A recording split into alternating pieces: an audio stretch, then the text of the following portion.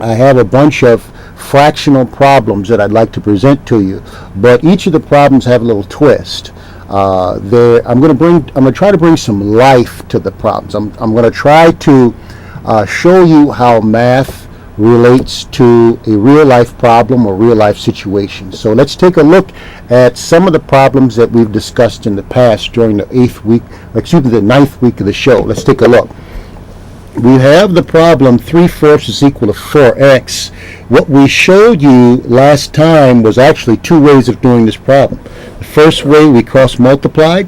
We got 4 times 4, which is 16. We brought down the equal sign, and we have 3 times x, which is 3x. And we told you that you could solve this linear equation by dividing both sides. That's by the number that's next to what you're trying to solve for. In this case, you're trying to solve for x. So you divide each side by 3, and you get x is 16/3. Another way to say 16/3 is 5 1/3. 5 1/3. Okay. So what I'd like to do is, we did that last time. At least 2 weeks ago, 1 or 2 weeks ago, we did that problem. What I would like to do is, I'd like to bring some life to that. I'd like to show you how this problem could relate to a realistic, sometimes called real life problem. So let's take a look at that same problem, but let's put some words around it. Take a look at it. All right. So let's say we have a situation where we have a recipe that calls for 3/4 cup of sugar. 3/4 cup of sugar.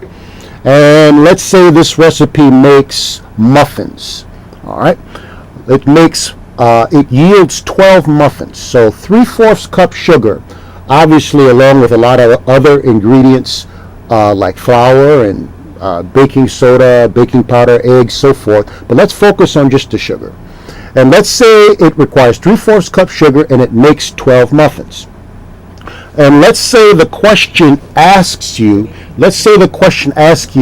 how much sugar will you need if you wanted to make 20 muffins? All right, so you've got 3/4 cups, it makes 12. How much sugar will you need to make 12? Let's take a look at that problem. Well, you'd have 3/4 cups is equal to 12, or 3/4 over 12 is equal to some number of cups of sugar over 20 muffins. You'd set up what's called a proportion. And in the same way that we cross-multiplied in this problem, we're going to end up cross-multiplying in this problem here. All right, so what we're going to do is 3/4 times 20. 3/4 times 20. Let's do that right here.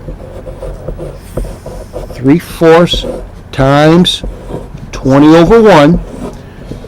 You notice how here you'd cross-cancel. 4 and 20 are both divisible by 4. You divide that by 4, you get 1. You divide this by 4, you get 5. And then when you multiply fractions, we told you multiply across. 3 times 5 is 15. 1 times 1 is 1. So you end up with 15 is equal to, and then you multiply 12 times x.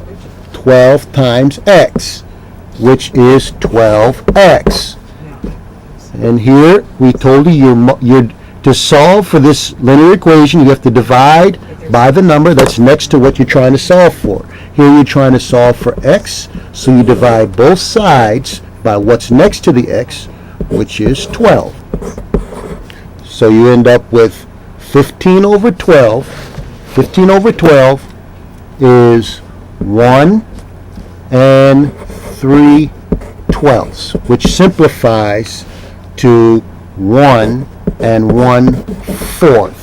All right, so what that means, final answer, what that means is that if 3/4 cup sugar made 12 muffins, you need to know how many cups of sugar would make 20 muffins, it would take 1 1/4 cups of sugar. So the technique that we use is called cross-multiplying.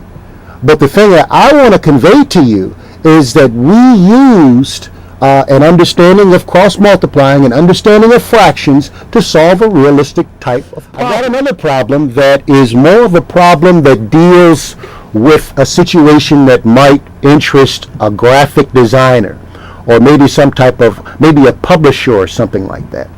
And what I'd like to do is I'd like to model a problem where you've got a page that's 8.5 inches wide. You've got a sheet of paper that's 8.5 inches wide, and you'd like to put two pictures on that sheet of paper where it has an equal amount of space in between the pictures. Let's take a look at the problem I'd like to model, and let's show you how it relates to mathematics and our connection with fractions, working with fractions. Let's take a look. All right, so let's say we've got this sheet of paper, and we've got two pictures. This is a picture, and this is also a picture. All right, and let's say we've got between this picture and the border, we've got 3/4 inches. In between, this is also a picture. In between this picture and the border, we've got 3/4 inches. And in between the pictures, we have 3/4 inches. And let's say we want to know what the width of these pictures would have to be in order to fit in this 8.5 inch sheet of paper. And the thing that you'll discover is we need to have an understanding of fractions. We need to have an understanding of equations. So it's a variety of different things that we need to know to solve this problem. How wide should we make each picture? All right, so let's take a look. So what we have here is we have this length plus this length plus this length. Each of these lengths added together must equal the 8.5 inches. So the equation that we could set up here is 3/4 plus 3/4 plus 3/4. If you add 3/4 plus 3/4 plus 3/4, notice how you have a common denominator, which is something that we said was essential.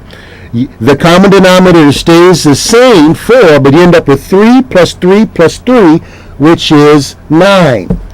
So 3 plus 3 plus 3 is 9. The common denominator stays the same, so you end up with 9/4. So now we can set up an equation, because we know that each part of this page has to equal up to 8.5. Let's take a look at this problem. So we have 9/4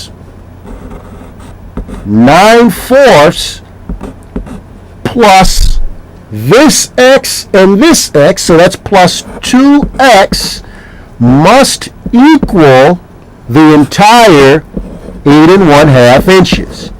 All right, so the 3/4 here and the 3/4 here and the 3/4 here, we added up to 9/4. This x and this x, we added those up to be 2x.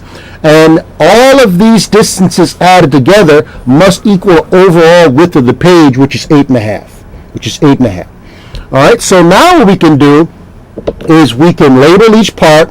We can label each part of our equation, and we're going to be subtracting, and we're going to end up dividing, and we're going to put a final answer, which represents the width of each page. Let's go forth and do that.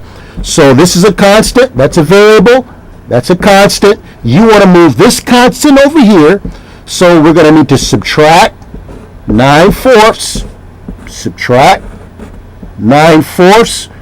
which actually, 9/4 actually is the same thing as 2 and 1/4. 2 and 1/4. 9/4 is the same thing as 2 and 1/4. So now what we have is we have common denominator of 4. That's going to be a 2/4, and we end up with 2 and 1/4.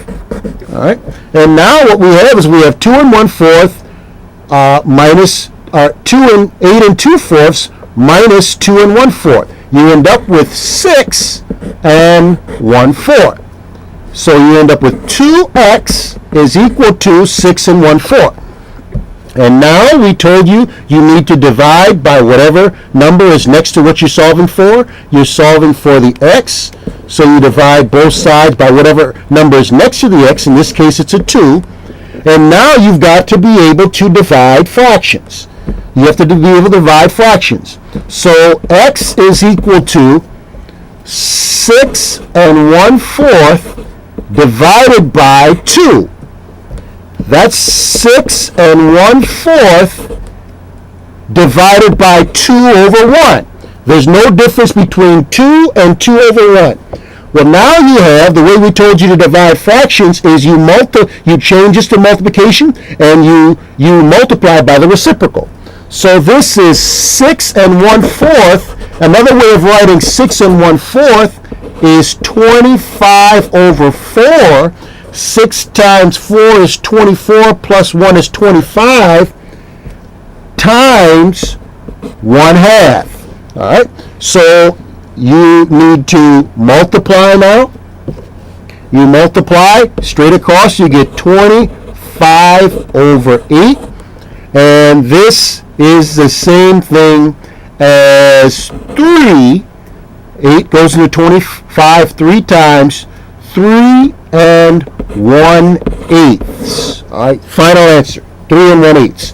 And what that means is that for you to have a distance from the edge of this page to the first picture of 3/4, a distance in between the pictures of 3/4, and a distance from the edge of this page, edge of this picture to the end of the page, and you want a total, if the entire distance, entire length of the width of the page is 8.5, if you would like to know what the width of each picture would have to be, it would have to be 3 1/8 inches. All right, so not only are we solving equations,